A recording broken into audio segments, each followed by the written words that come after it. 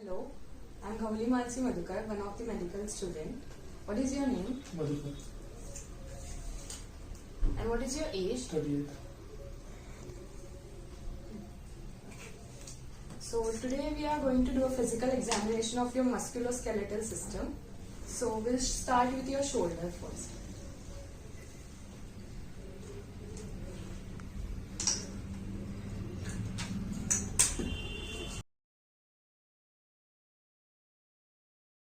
Inspect the shoulder and the shoulder girdle anteriorly, then the scapulae and related muscles posteriorly. Note any swelling, deformity, muscle atrophy, or fasciculations or abnormal positioning. Palpate the bony counters and structures of the shoulder. Beginning medially at the sternoclavicular joint, trace the clavicle laterally with your fingers. From behind, follow the bony spine of the scapula laterally and upward until it becomes the acromion, the summit of the shoulder. With your index finger on the top of the acromion, just behind its tip, press medially with your thumb to find slightly elevated ridge that marks the distal end of the clavicles at the acromioclavicular joint. Move your thumb medially and down a short step to the next bony prominence, the coracoid process of the scapulae. With your thumb on the coracoid process, allow your fingers to fall on and grasp the lateral aspect of the humerus to palpate the greater tubercle. Next, palpate the biceps tendon in the intertubercular bicipital groove. The 6 motions of the shoulder girdle are flexion, extension, abduction, adduction, and internal and external rotation. For flexion, ask the patient to raise arms in front of him and over the head. For extension, ask the patient to raise arms behind him. For abduction, ask the patient to raise arms out to the side and over the head. For adduction, ask the patient to cross arm in front of his body. For internal rotation, ask the patient to place one hand behind his back and touch his shoulder blade. For external rotation, ask the patient to raise arm to shoulder level, bend his elbow, and rotate his forearm toward the ceiling. For crossover or crossed body adduction test, adduct the patient's arm across the chest. For apply scratch test, ask the patient to touch the opposite scapula using the 2 motions. The first one tests abduction and external rotation, and the second one tests adduction and the internal rotation. For near impingement sign, press on the scapula to prevent scapular motion with one hand and raise the patient's arm with the other. This compresses the greater tuberosity of the humerus against the acromion. Hawkins impingement sign, flex the patient's shoulder and elbow to 90 degree with the palm facing down. Then, with one hand on the forearm and one on the arm, rotate the arm internally. This compresses the greater tuberosity against the supraspinous tendon and coracoacromial ligament.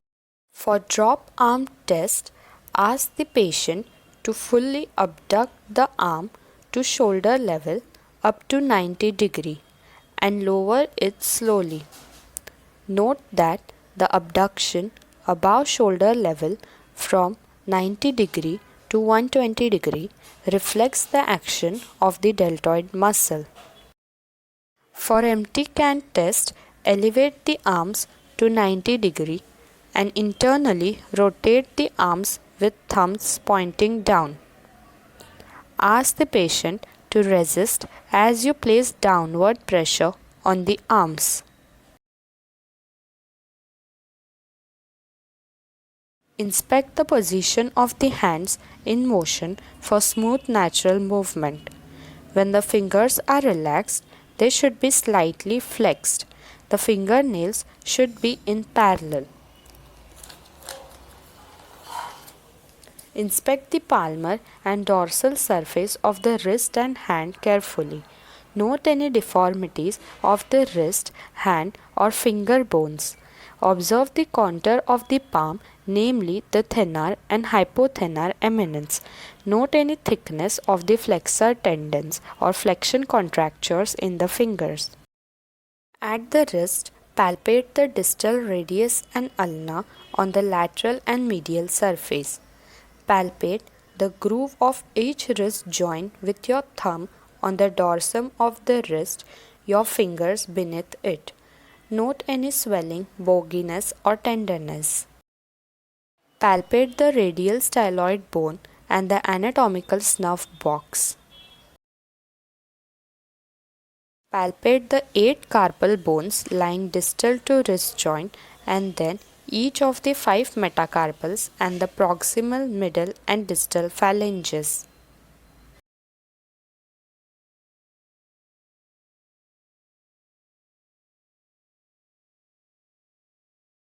Compress the metacarpophalangeal joints by squeezing the hand from each side between the thumbs and fingers. Alternatively, use your thumb to palpate each metacarpophalangeal joint just distal to and on each side of the extensor tendons as your index fingers feel the head of metacarpal in the palm. Note any swelling, bogginess or tenderness. Now examine the fingers and thumb. Palpate the medial and lateral aspect of each proximal interphalangeal joint between your thumb and the index finger. Again, checking for swelling, bogginess or bony enlargement. Using the same technique, examine distal interphalangeal joint.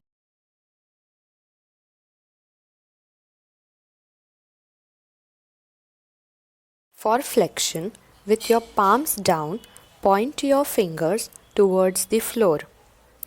For extension, with palms down, point your fingers toward the ceiling. For adduction, with palms down, bring your fingers towards the midline. For abduction, with palms down, bring your fingers away from the midline. To test hand grip strength, ask the patient to grasp your second and third fingers. This test function of wrist joints the finger flexors and the intrinsic muscles and joints of. To test thumb function, ask the patient to grasp the thumb against the palm and then move the wrist toward the midline in ulnar deviation. This test is sometimes called the Finkelstein test. Test thumb abduction, ask the patient to raise the thumb straight up as you apply downward resistance. To test tenile sign by tapping lightly over the course of median nerve in the carpal tunnel. To test Fallon test, ask the patient to hold the wrist in flexion for 60 seconds with the elbows fully extended. Alternatively, ask the patient to press the backs of both hands together to form right angles. These maneuvers compress the median nerve.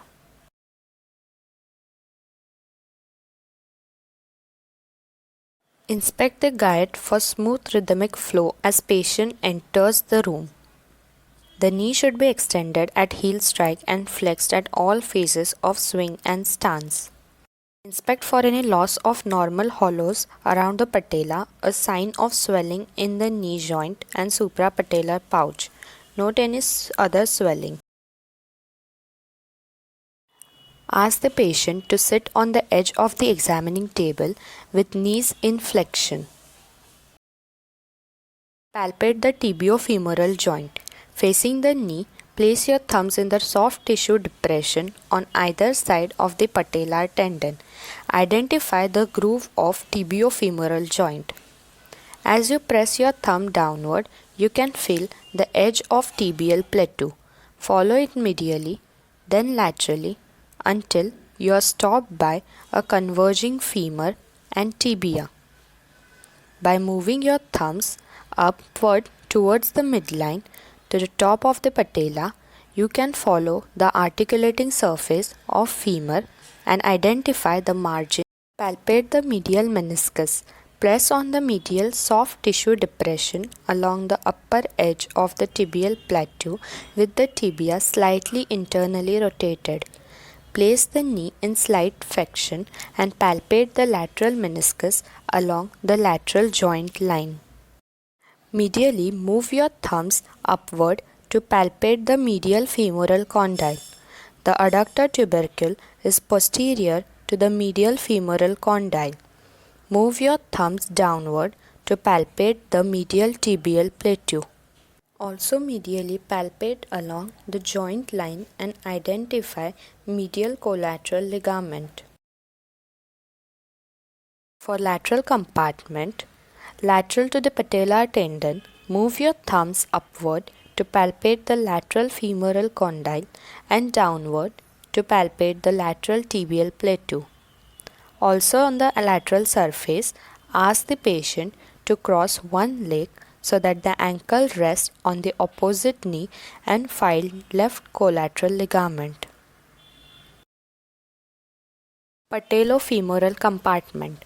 Palpate the patellofemoral compartment, locate the patella and trace the patellar tendon distally until you palpate the tibial tuberosity.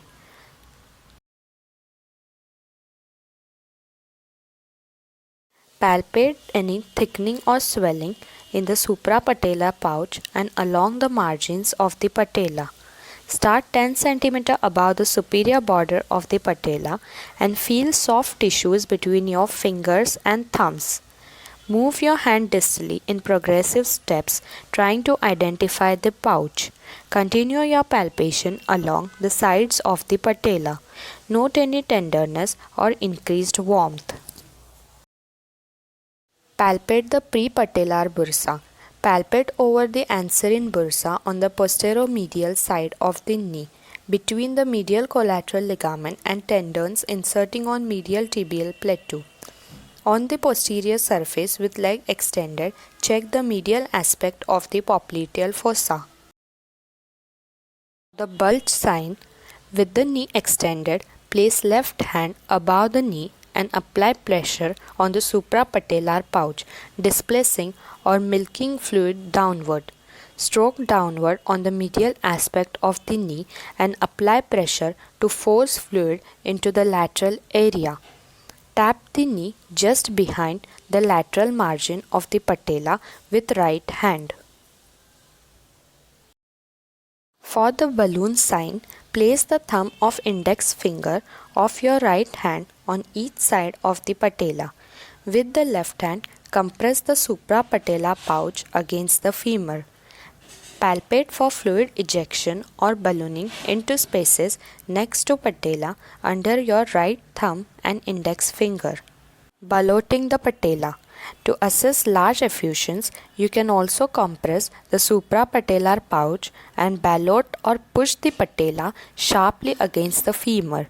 Watch for fluid returning to the suprapatellar pouch. Palpate the gastrocnemius and soleus muscle on posterior lower leg.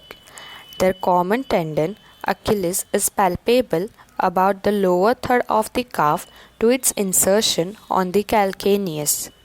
For flexion, bend or flex your knee or squat down to the floor. For extension, straighten your leg or after you squat down to the floor, stand up. For internal rotation, while sitting, swing your lower leg towards the midline. For external rotation, while sitting, swing your lower leg away from the midline. McMurray test. With the patient supine, grasp the heel and flex the knee. Cup your other hand over the knee joint with fingers and thumbs along the medial joint line. From the heel, externally rotate the lower leg. Then push on the lateral side to apply valgus stress on the medial side of the joint. At the same time, slowly extend the lower leg in external rotation. The same maneuver with internal rotation of the foot stresses the lateral meniscus. For abduction stress test, with the patient supine and knee slightly flexed, move the thigh about 30 degrees laterally to the side of the table. Place one hand against the lateral knee to stabilize the femur and the other hand around the medial ankle. Push medially against the knee and pull laterally at the ankle to open the knee joint on the medial side. For adduction test, with the thigh and knee in same position, change your position so that you can place one hand against the medial surface of the knee and other around the lateral ankle. Push laterally against the knee and pull medially at the ankle to open the knee joint on the lateral side. For anterior drawer sign, with the patient supine, hips flexed and knee flexed to 90 degree and feet flat on the table, cup your hands around the knee with the thumbs on the medial and lateral joint line and the fingers on the medial and lateral insertion of the hamstrings. Draw the tibia forward and observe if it slides forward like a drawer from the under the femur. Compare the degree of forward movement with that of the opposite knee. For Latchman test, place the knee in 15 degree of flexion and external rotation. Grasp the distal femur on the lateral side with one hand and the proximal tibia on the medial side with the other. With the thumb of the tibial hand on the joint line, simultaneously pull the tibia forward and the femur back. Estimate the degree of forward excursion. For posterior drawer sign, position the patient and place your hands in the position described for the anterior drawer test. Push the tibia posteriorly and observe the degree of backward movement in the femur.